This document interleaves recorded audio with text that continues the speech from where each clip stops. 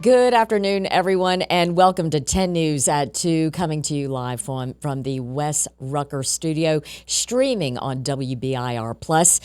It is April 1st, April Fool's Day, and we have a lot to get to today. Tennessee lawmakers, they are reacting to your thoughts on the war with Iran. Your representatives and your senators will respond to a survey that WBIR put out. They will share their thoughts on where the war stands right now. Also, tax day, counting down 2 weeks from today. And those scammers, they have their eyes on your personal information and your money. We will talk to the head of the Better Business Bureau, who will share with us the warning signs of those scammers, what to look out for, and how to avoid them. But first, we want to get to your forecast on this April Fool's Day, and it's warm out there, and we're not fooling. Mike Simon joining us. Good afternoon. Thank you. Yeah, good afternoon. It's also full moon day, too. Oh, okay. So what do we make of that? It's coming tonight. Okay. Pink moon, I know. Well, it's called pink moon. Okay. Well, I like that because it's very Eastery as we approach Easter. But the temperatures, though, once again, April 1st, and we're dealing with 70s, 80s. 80s, yeah. It's going to get still be warm for the next several days. We have temperatures up in the 80-degree range. Well, you know, last month was very warm. It was the third warmest, tied for the third warmest month for March on record. The third warmest March, and it was crazy. 3 days were below average. All the others were above. And we're starting this month like that, too. It's not getting the record levels. It's close. Right. A lot of our records in the mid-80s right now. Right. So, yeah, it's going to be pretty warm. But I like that little dip that we're seeing in temperatures, hopefully more average. But what I'm also liking, and I don't necessarily love it on Easter, but the rain chances. Oh, yeah. They are definitely increasing. Today, scattered showers around, a few thunderstorms back over the plateau, primarily in the higher elevations, but we could see a few elsewhere. It's almost like a summer pattern. Yeah. You get these pop-ups, and that's the way it is for the next few days. But Saturday, we have a front that's going to be coming in finally, and it kind of wipes the slate clean, so to speak, once it comes through. Right. But it comes through with rain, and yeah, we need it. Unfortunately, it may be a little soggy start to Easter. That's okay. We'll put our bonnets on and hopefully keep our heads dry as a result. Hey, before we let you go, we got to talk about NASA and the launch of Artemis II. It's exciting. Exactly. Let's take a look at some video that we're seeing right now from Kennedy Space Center, Cape Canaveral, Florida. Just minutes ago, we're not seeing this right now, but just minutes ago, we saw the astronauts suiting up, getting ready to head into the spacecraft. 4 astronauts. Actually, let me get you a fresh live picture. Okay, that'd be great. Right here. It looks. There we go. That's the launch pad. That's the launch pad, and this van is, I believe, the astronauts being shuttled over to the launch site. Okay. Daniel, thank you for that vital information right there. That was like, what's in that? But that makes complete sense.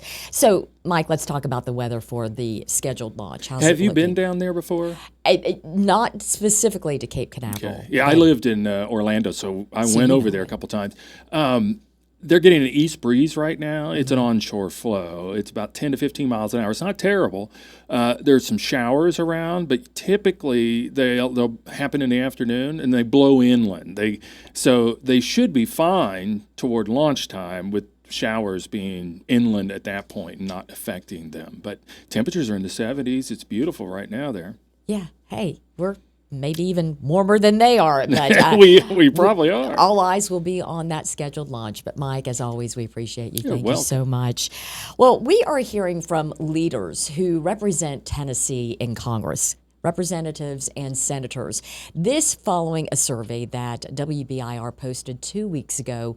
And we heard from 1,600 people in Tennessee, East Tennessee specifically, about their thoughts on the war with Iran.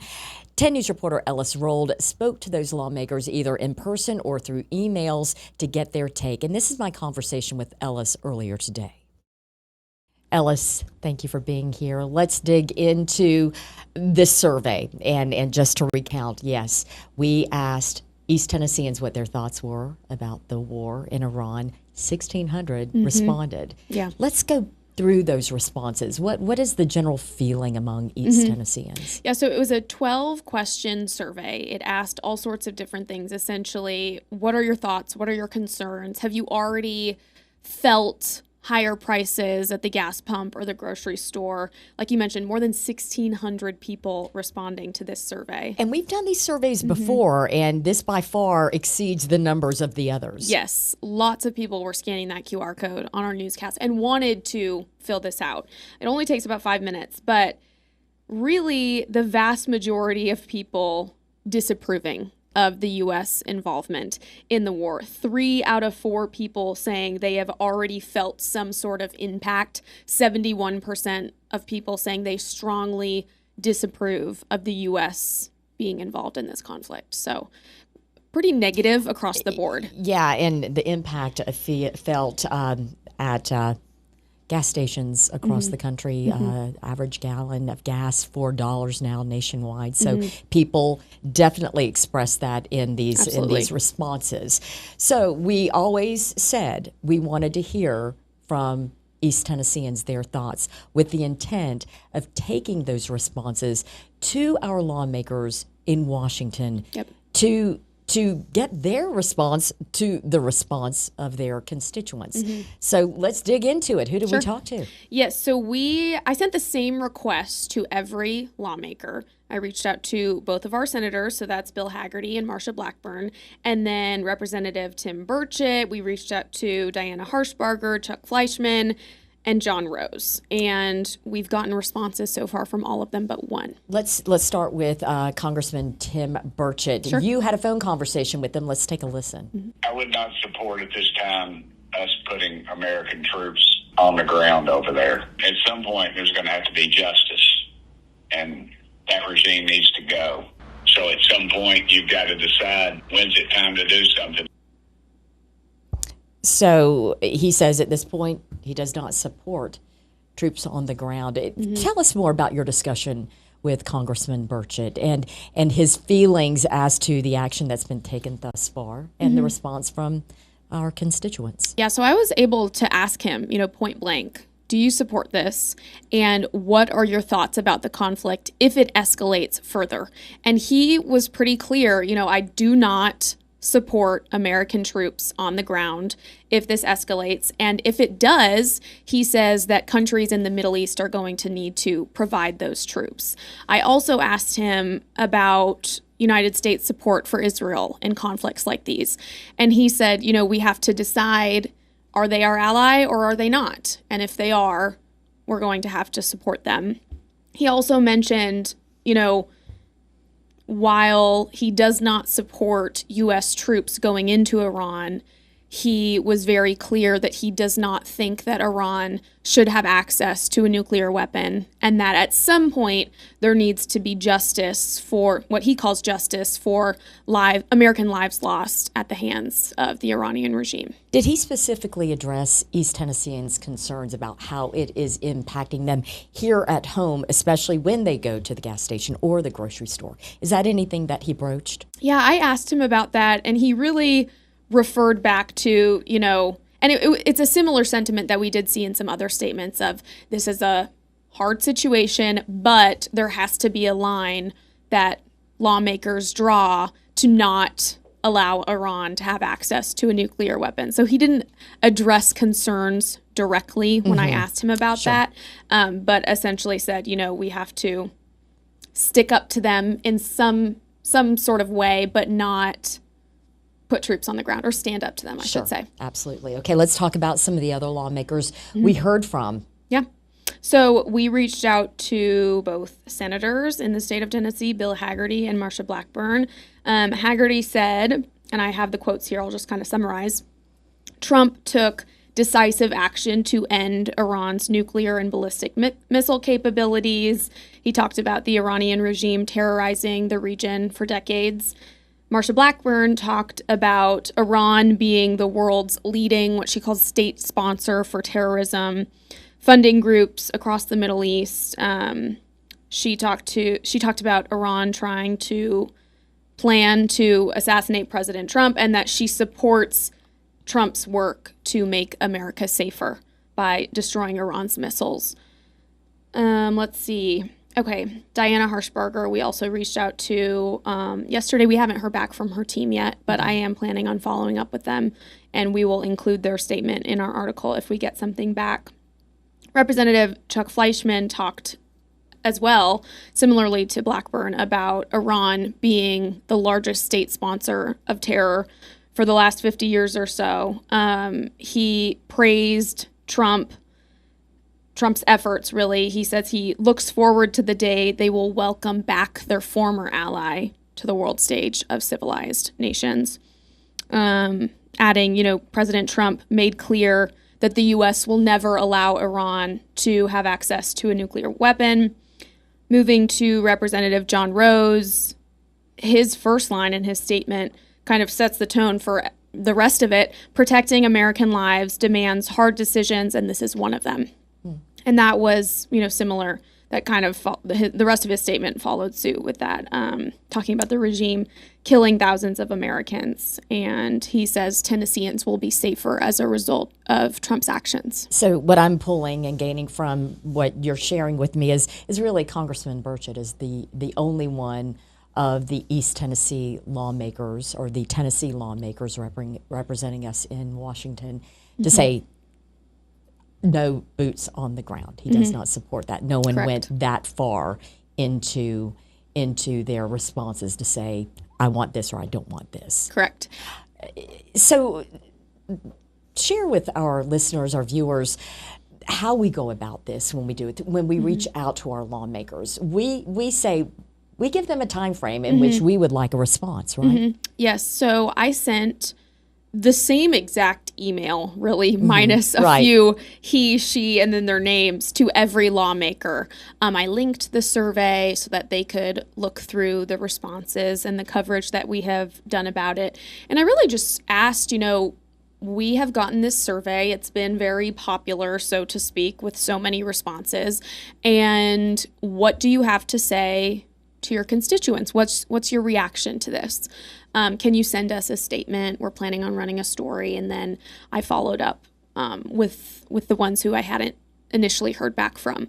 And we so far have statements from quite a few of our lawmakers. Like I mentioned, Burchett, obviously, his team reached out to do a phone call, which was great to be able to have a real conversation.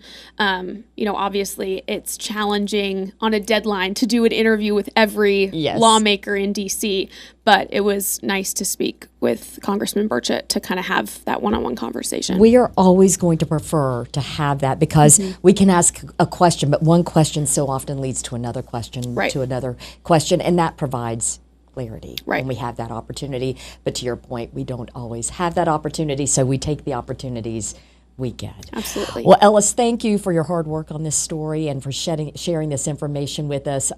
We know this is a story that we're going to continue to follow and take the information to our lawmakers in Washington. Ellis, Thanks for having me. Thank you very much.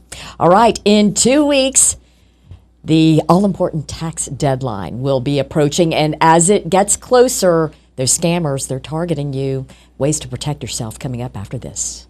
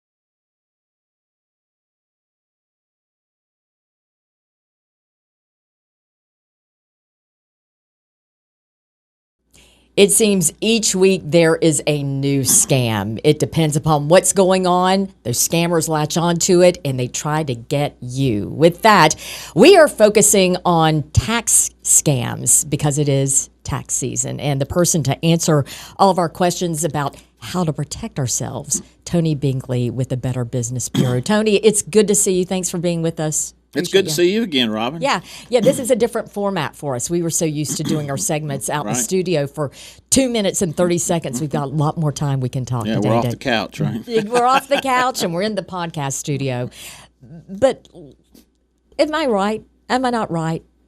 Every week there appears to be a new scam. Yeah, every week, every day. I mean, there are so many ways that people are trying to separate you from your money out there. And look, these people are professional scammers. That's what they do for a full-time job. They're really good at what they do. And sometimes people are embarrassed to admit that they got taken advantage of, but they shouldn't be because these people are good at it.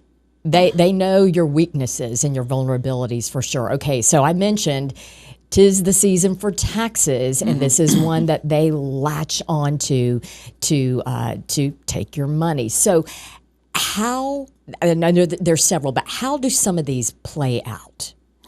So they may contact you. Well, number one, if you're looking for somebody, proactively looking for somebody to do your taxes, do your research before you engage with somebody or contract with somebody to do your taxes. Because you make that effort to get that person as opposed to them coming to you. Absolutely, yeah. I would be very leery of somebody that's contacting you wanting to do your taxes for you, or somebody promising big refunds and things like that. So yeah, you've got to be proactive on that and go out and find the right company or the right person to do your taxes. Okay. But what if they come knocking on my door, texting me or calling me, hey, let me prepare your taxes? What should I be looking for? Yeah, I would stay away from that because it's strange, right?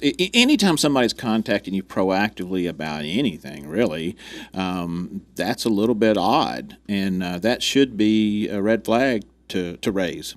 What are they going to be asking for? It's a great question. We haven't heard a lot of reports about people proactively reaching out to customers. I'm sure it's out there.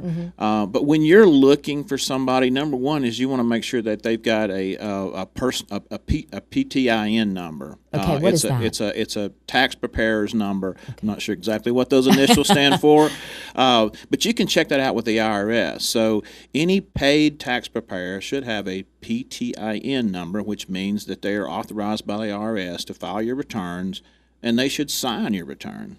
Okay, so that's one of the first things you need to ask for, is that? Yeah, they should sign your return with that number on your return. You need to make sure you're hiring a paid, approved tax preparer. Okay, what are some other tips? So that's number one. What are some other things that we need to do to make sure we are getting the right person to take care of our taxes? I would be wary of anybody that's promising fast returns or big returns because, the law is the law, and you need to kind of follow that.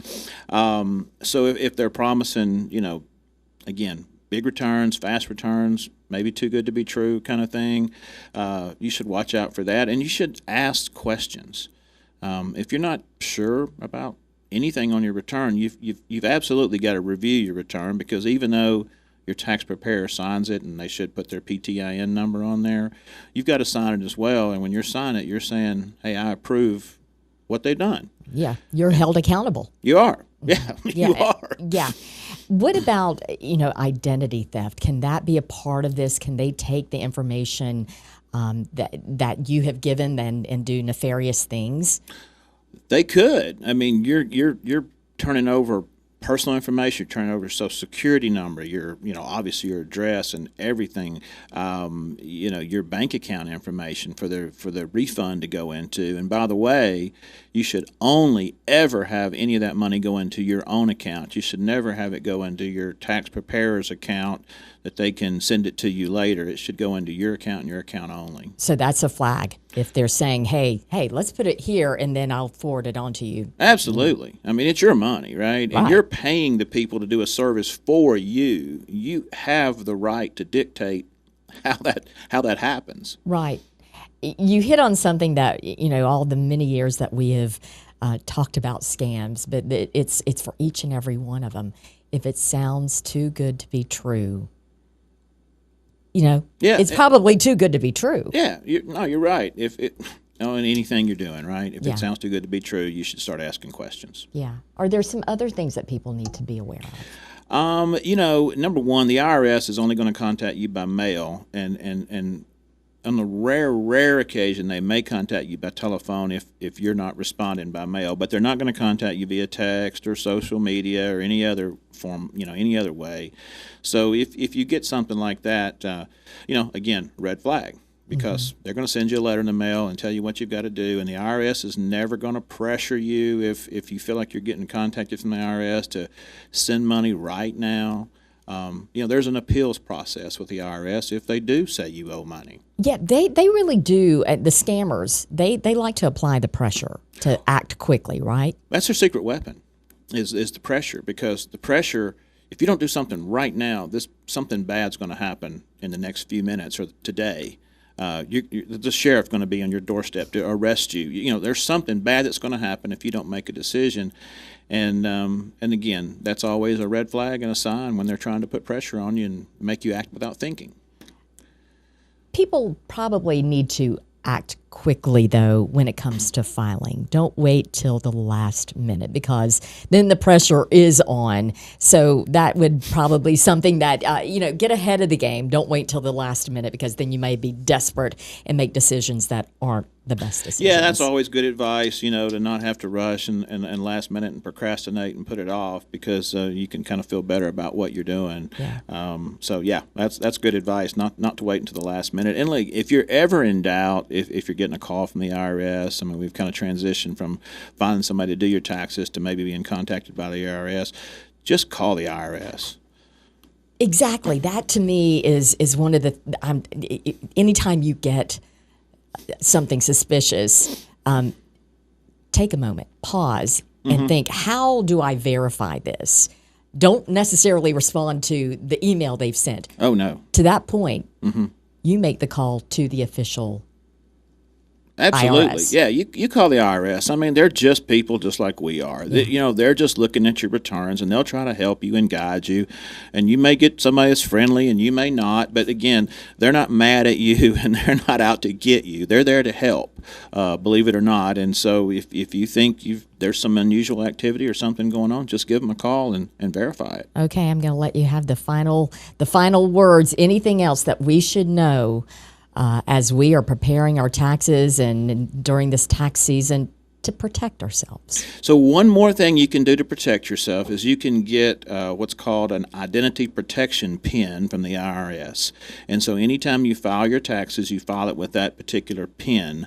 Now, once you get that, you're required to use that PIN going forward. But again, it's kind of like two-factor authentication and other things that we help to identify that we are who we are, because people could file a fake tax return in your name and have that money redirected to another account. So if you have that identity protection PIN, that's helpful. And when you're in doubt, always reach out to the IRS, the official site, if you have any questions. Yep. All right.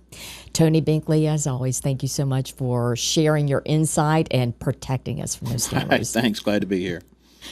We'll be right back.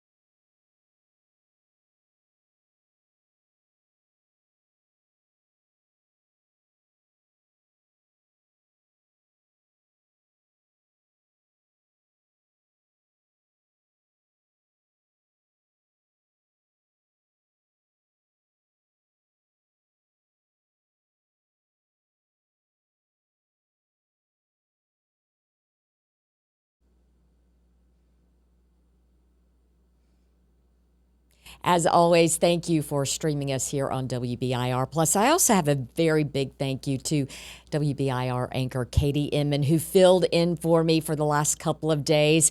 I was off because my daughter Catherine was married over the weekend, and it was beautiful. It was a lovely Saturday. That is my daughter Catherine with my husband Brent escorting her. A little chilly out there, but hey, it was gorgeous because the dogwoods and the cherry blossoms were all in bloom, and it was wonderful just to be able to celebrate my daughter Catherine and her new husband Thomas with family and friends. So we were so very grateful, and once again grateful to Katie for filling in for me. And we're not done today. Coming up next, your latest headlines in the news, and then at 4 o'clock, it's 10 About Town. We'll see you a little later on 10 News at 5. Have a great afternoon.